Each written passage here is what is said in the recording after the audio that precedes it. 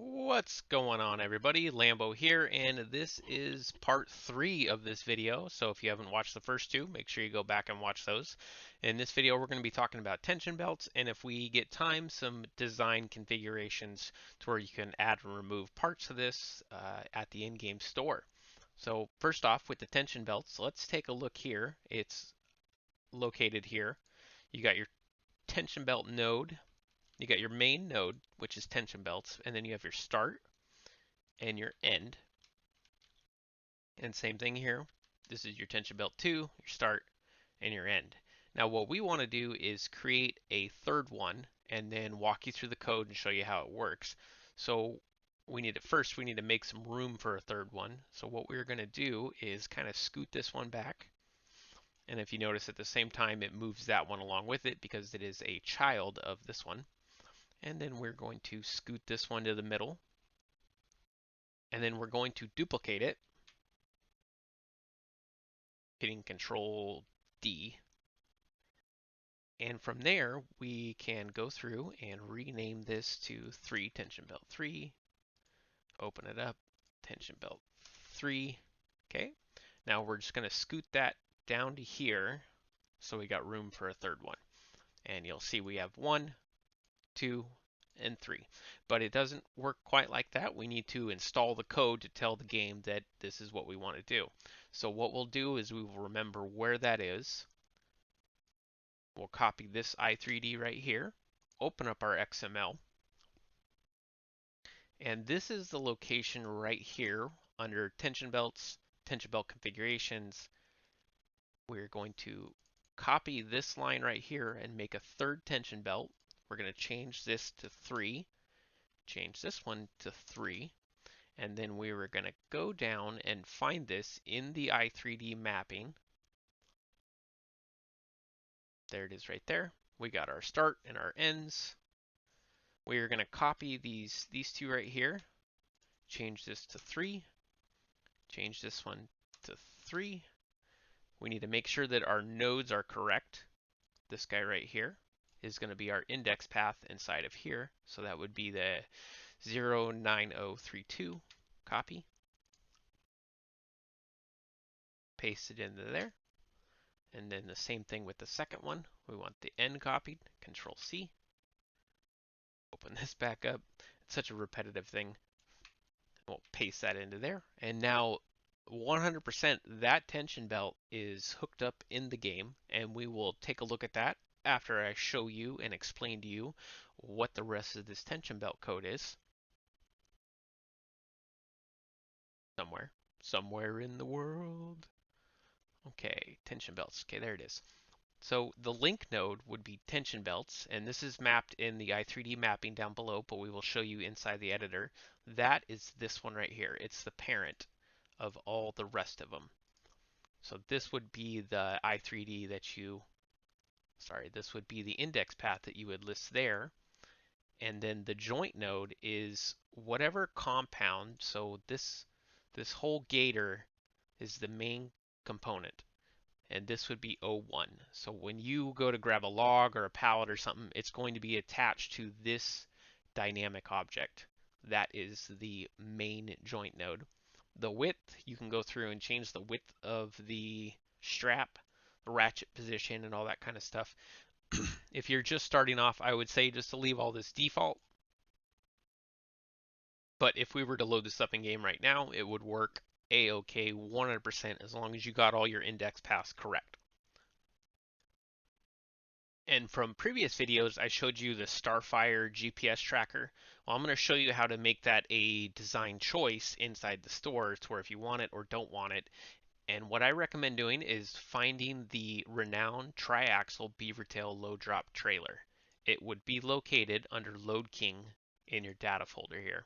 So you go Vehicles, Load King, Renown, and you would open this up so you can steal the code from it. What we're going to do is copy this code. Make sure it's not inside anything else. It's not inside wheels. It's not inside base. It's got its own little section. So what I'm going to do is put that at the very bottom, not inside any other code. We're just going to hit paste into there. Now, none of this is going to work as far as these object changes here. So we're just going to remove a good chunk of these. And then I will show you how to go through and create some havoc for yourself. So your first choice here, your object change, let's go through and read it out. Your design configurations, your name, this is just going to be a stock design one, so it's going to put some text in there that is readable to all languages, and then you can set the price of it and whatnot. And our first design, I want it to be blank, so it's not available. So I'm going to move this object change inside of this design configuration. There's two of them here. If you notice the little green and then the green right here, that is the end and beginning of one code. So we want it to just be 0. And then to where we have visibility active, I also want to put in inactive visibility. So visibility inactive false. So if we don't select it, the object is hidden. Now what object are we going to hide? Let's go up and find the Starfire located under the dynamically loaded parts somewhere. Man, your eyes get so blurry sometimes when you're looking at stuff. Dynamically loaded parts. There we go. So dynamically loaded parts. Link node is going to be Starfire. Now Starfire is already listed in the i3D, so we can actually just take this name, go back down to where we were playing with this. We're going to change node here to this, Starfire. So, but we need to change our visibility when it's active to true. So when we select it, it'll be true and it'll show it. It'll cost us $250, and we just now installed a design configuration. You can go through and do this with just about any object that you want to load in. So the game is still loading in the dynamically loaded Starfire, but we can choose whether or not it shows at the store menu. And you can also create more, so you have more options in there. You've seen some really cool trucks like from 82 Studios. It gives you all these different choices that you can make. Well, in order to keep going, we would copy this right here, and instead of design configurations, I have a little cheat sheet right here. You would put 2 in here, but you would have to go through and put 2 behind every word that says design configurations. 2, 2, and then 2. So now we need to change out what objects we're going to hide, and we're going to hide the beacon just because this vehicle already has stuff installed that we can hide. So if we want beacons or no beacons, if you know how to edit your 110, then you could go through and create your own 110. I haven't done any videos on that, so I'm not going to change any of this, but we are going to load it up in game and show you what that looks like when you do play around with this. All right. This is a great learning opportunity. While I was loading it up, I got this error, and it's because I had my tilde key open, and I can view the errors that I'm getting, and it looks like I messed up here. It cannot find the node 09032. The perfect chance to figure out what your issues are is checking out this log. When you message me and you're like, hey, my mod don't work, this is what you need to be telling me. I can't find this index path. So let's go back, actually, let's not even load this up. Let's go back and look for that node 09032. So that actually had to do with the tension belt I installed here. For some reason, I went through and I actually did it in the right spot. I copied the right number, but the silly me, I didn't hit save. So the game was looking for something that wasn't saved inside the i3D. So let's try to reload the game and take a look at it one more time.